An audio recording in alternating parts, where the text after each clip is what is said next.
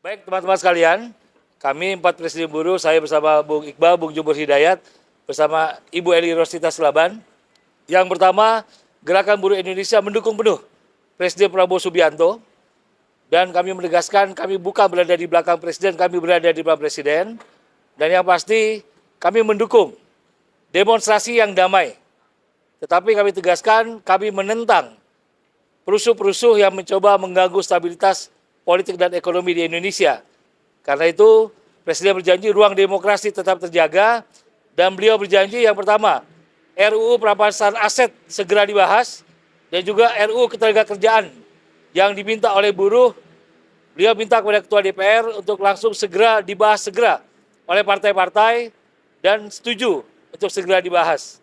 Yang berikutnya akan disampaikan oleh Bung Iqbal atau Bung Jumhur. Silakan. Cukup. Bang Jumur. Ayo, Bung Iqbal. Ya, makasih kawan-kawan media cetak, media online, dan media elektronik.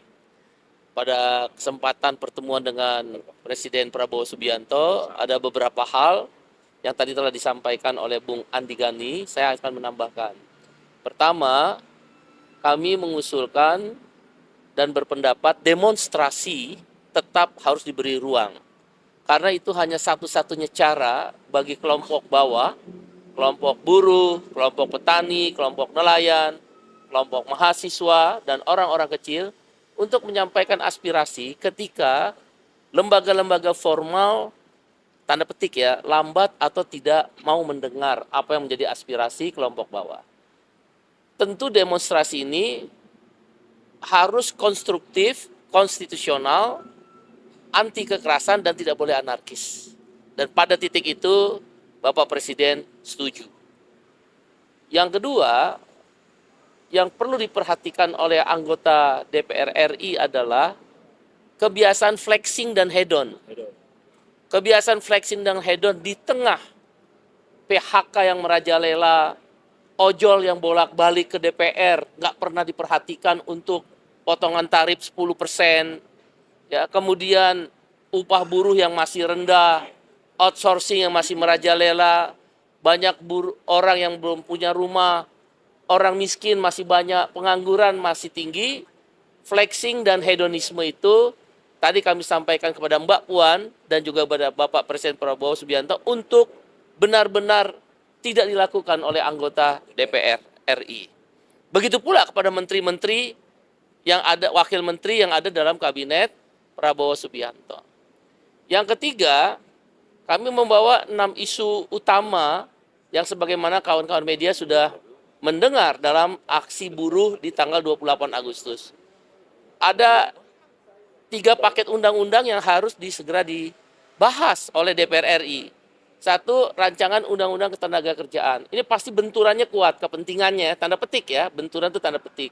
Karena kepentingannya misal tentang outsourcing tarik-menarik, upah murah tarik-menarik, karyawan kontrak tarik-menarik.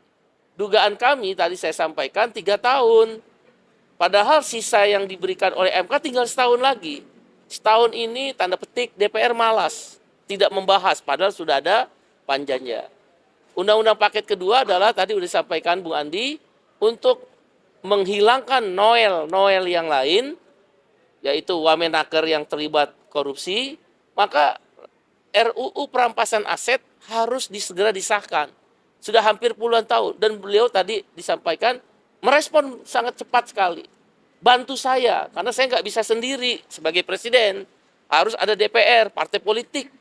Tapi beliau berkeyakinan segera RUU perampasan aset ini sebagai pembuktian terbalik agar koruptor-koruptor itu jera dan dimiskinkan bisa disahkan segera, setidak-tidaknya mulai dilakukan pembahasan. Dan yang ketiga adalah kami usulkan pemilu yang bersih. Jadi korupsi itu harus dimulai dari pemilu yang bersih. Kebanyakan korupsi terjadi di pejabat negara, baik legislatif, yudikatif, maupun eksekutif. Terutama di legislatif dan eksekutif. Oleh karena itu pemilu yang bersih adalah jalan yang terbaik yang kami namakan redesign terhadap sistem pemilu. Itu 3 paket undang-undang. Nah yang harus cepat, satu, potongan tarif ojol 10% segera dibahas. 2, PHK harus segera dicegah dengan membentuk Satgas PHK. 3, outsourcing harus dihapus sesuai keputusan MK cabut PP nomor 35 tahun 2021. Karena keputusan MK-nya udah keluar nomor 168 tahun 2024. Dan yang keempat, reformasi agraria, reformasi pajak. Reformasi pajak yaitu pajak THR, pajak kita udah tahu kita THR habis ongkos, masih dipajakin.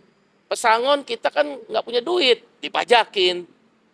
Tabungan kita di jam sostek JHT dipajakin. Nah, kami mengusulkan pajak-pajak THR, pajak pesangon, pajak JHT dihapus. Dan PTKP pendapatan tidak kena pajak dinaikkan dari 4,5 juta rupiah per bulan menjadi 7,5 juta rupiah per bulan.